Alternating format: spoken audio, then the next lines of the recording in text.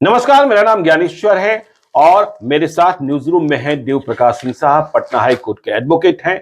इनसे हम कानूनी मसलों पर जानकारी प्राप्त करते रहते हैं। हमारे दर्शक भी लगातार सवाल पूछ रहे होते हैं। देखिए देव प्रकाश जी, आज एक सवाल हम आपसे लेना चाहते हैं। कई दर्शकों ने हमसे कहा कि आप देव प्रकाश सिंह साहब से यह पूछिए कि जब पुलिस किसी व्यक्ति को गिरफ्तार करती है तो आपको पता है आदतन पुलिस की थर्ड डिग्री वहीं से शुरू हो जाती है और जो गिरफ्तार किया गया व्यक्ति है उसे इस तरीके से कैद कर लिया जाता है कि उसके पास कुछ भी नहीं बचा होता है। और जो उनके साथ होते हैं या परिवार वाले भी होते हैं, देखिए कुछ तो पेशेवर अपराधी होते हैं जिनके साथ सख्ती हो, इसके पक्षधर हम भी हैं। लेकिन हम आपसे यह जानना चाहते हैं, जो मूल सवाल है कि जब पुलिस किसी व्यक्ति को गिरफ्तार करती है तो जो व्यक्ति गिरफ्तार किया गया है, क्या पुलिस की हिरासत में या गिरफ्तारी के बाद उसे भी कुछ अधिकार प्राप्त है कानून में? और यदि अधिकार प्राप्त है तो क्या है? कि सबसे पहले गिरफ्तार जैसे ही कोई व्यक्ति होता है जी, उसका जो फंडामेंटल राइट है आजादी का वो छीन लिया जाता है, जिसको आर्टिकल 21 में कहा। जिससे में छीन लिया गया तो बहुत सारे अधिकार तो उसको स्वतः समाप्त कर दिए जाते हैं। लेकिन यह कहा गया है कि गिरफ्तारी के वक्त जब कोई पुलिस ऑफिसर जाता है तो उसके हाथ में एक वारंट होना चाहिए। लेकिन एक कॉग्निजेबल ऑफेंस अगर है, संज्ञेय अपराध है, तो बिना वारंट के भी पुलिस गिरफ्तार कर सकती है, जिसको कि पहले किसी अंक में हमने बता दिया, ऐसे बता कर सकती है। लेकिन जब कोई पुलिस गिरफ्तार करने पहुंचती है तो उसको अपना नाम का बैज लगा के पहुंचना पड़ेगा। मेरा नाम अमर कुमार है और वो नाम दिखाई पड़ना चाहिए, विजिबल होना चाहिए। उसका आइडेंटिफिकेशन पूछ देगा, आप किस पद पर कार्य करते हैं, कहाँ थाना में है, आपका नाम क्या है, किस थाना से आप आए हैं जी। और उनके साथ जो बाकी पुलिस वाले लोग साथ में हैं उनका भी नाम, पता और आइडेंटिफिकेशन एकदम क्लियर होना चाहिए जी। दूसरी बात क्या है कि अगर आप किसी को गिरफ्तार करने पहुंचे हैं, एक मेमो ऑफ अरेस्ट बनेगा, जिसको दस्तावेज कहते हैं। अरेस्ट आप किए तो वहां कौन कौन व्यक्ति था, वो स्थान कौन था, वो समय कौन था जी। हो तो उसका मैप भी बनाइए और साथ में बताइए कि वहाँ जब अरेस्ट करिए तो साथ में वहां पर या तो परिवार किसी व्यक्ति से विटनेस करवा लीजिए कि भाई उनके कोई भाई थे, पत्नी थे या कोई जिनके सामने इनको गिरफ्तार हमने किया।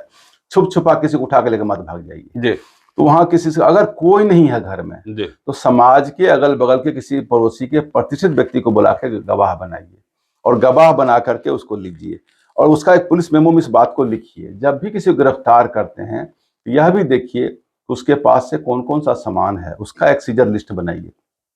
जो लिस्ट बनाते हैं उस लिस्ट को उससे भी जांच साइन कराइए जिसको आपने अरेस्ट किया है जी।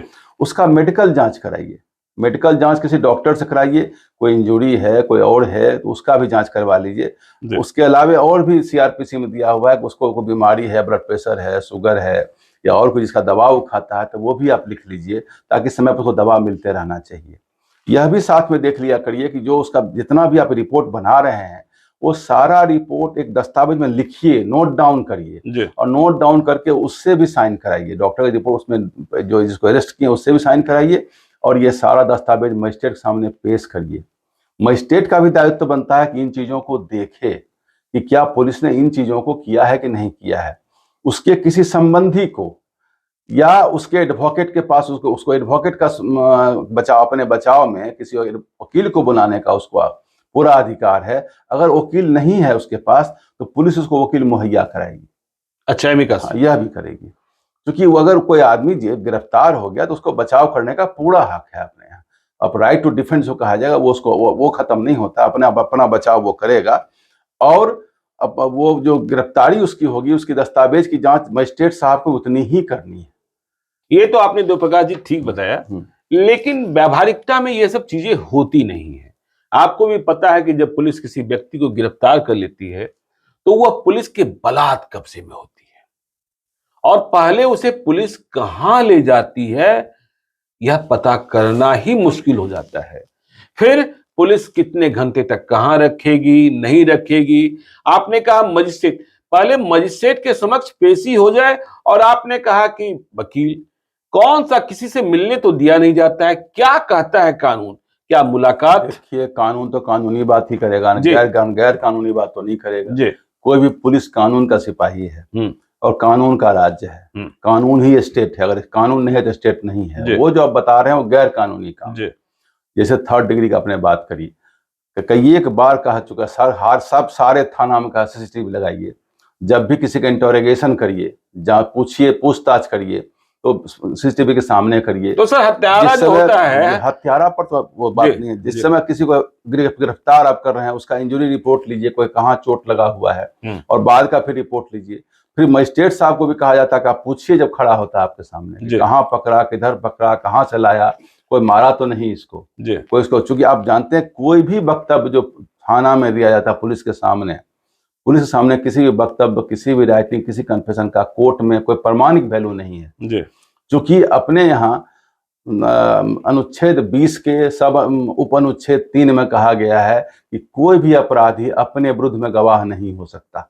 नहीं, वो तो ठीक है, चलिए हम गवाही पर लगाएंगे, लेकिन आपने यह स्पष्ट किया कि जो गिरफ्तार किया गया अभियुक्त है, आरोपी है, उसके भी अधिकार हैं। और देखिए प्रायः यह होता है जो आपने कहा कि सीजर लिस्ट बनाइए, फिर वहां जो कुछ हुआ है कि उस पर परिवार के लोग या समाज के जो गांव के जो लोग नहीं बनता भी है, लेकिन मैं प्रायः देखता हूं कि उसमें पुलिस वाले ही जो होते हैं वो विटनेस बन जाते हैं। वो कमजोर केस बनेगा, ट्रायल में नहीं। हाँ, पुलिस अगर बन जाएगी विटनेस तो कमजोर क्या, ये बार वो जो अभी मद निषेध वाला, वो जो नारकोटिक ड्रग्स वाले में पुलिस ही प्राय बन जाती है, तो इससे केस थोड़े कमजोर हो जाते हैं। जब तक सीजर को अमाउंट ना आ जाए, तो सीजर अमाउंट जब तक नहीं मिलेगा तब तक वो केस थोड़ा वीक हो जाएगा। अच्छा, एक और भी हम सवाल जानना चाहते थे इसी सिलसिले में कि गिरफ्तारी के पहले या जिसके खिलाफ वारंट नहीं है या जिसके खिलाफ आरोप कहीं है भी नहीं, पुलिस यदि रेड करने को घुसी है तो क्या हर व्यक्ति की तलाशी, शरीर की तलाशी ले सकती है? देखिए, जिसके ऊपर आरोप है उसी की तलाशी ले सकती है, उसी की तलाशी ले सकती है जी। लेकिन अगर कहीं से मान लीजिए 10 आदमी ने मारपीट किया है जी, या चोरी में कोई समूह शामिल है और एक जगह सब मिल गया है, उसको डाउट है वो उसमें 11वां आदमी उसमें से नहीं है, उसकी तलाशी, क्योंकि पुलिस संदिग्ध पर काम करती है। या 41 में लिखा हुआ है कि पुलिस को अगर संदेह हो गया तो पुलिस जांच कर सकती है, गिरफ्तार भी कर सकती है। पुलिस गिरफ्तार भी कर सकती है, संदेह अगर होगा तो कर सकती है। अच्छा, यह भी बता दें, संदेह के पीछे केवल एक ऐसा इमेजिनरी संदेह नहीं होना चाहिए, उसके पीछे साक्ष्य होना चाहिए, सबूत होना चाहिए, और कोर्ट में बोलने लायक एक रीजनिंग होना चाहिए कि हमारा इस कारण हमको संदेह था। एक सवाल का जवाब और दे दें, आपने कहा मजिस्ट्रेट के सामने पेशी, गिरफ्तारी के बाद नियमतः पुलिस जो अभियुक्त पकड़ा गया है उसे अपने कब्जे में कितने घंटे रख सकती है? 24 घंटे मैक्सिमम। 24 घंटे मैक्सिमम है। लेकिन यदि पुलिस को लगता है कि 24 घंटे के भीतर सर्च ऑपरेशन पूरा नहीं हुआ है तो क्या यह समय बढ़ भी सकता है? उसको कहते हैं पुलिस कस्टडी। अच्छा, पुलिस कस्टडी, वो मजिस्ट्रेट से परमिशन लेके ही ले सकते हैं, मजिस्ट्रेट से परमिशन लेकर ही ले सकते। तो आपने समझा देवप्रकाश जी से कि देखिए गिरफ्तार किए गए अभियुक्त के क्या अधिकार होते हैं, वह भी पुलिस से कुछ जान सकती है और वह अपने सगे संबंधियों से, अपने वकील से संपर्क कर सकता है। तो यह वीडियो आपके काम आएगा। आप देखते रहिए हमारे चैनल को। यदि अब तक आपने हमारे YouTube चैनल को सब्सक्राइब नहीं किया है तो जरूर कर लीजिएगा, और यदि इस वीडियो को आप फेसबुक पेज के माध्यम से देखें तो पेज को लाइक कीजिएगा, ट्विटर पर भी हमें फॉलो कीजिए। धन्यवाद।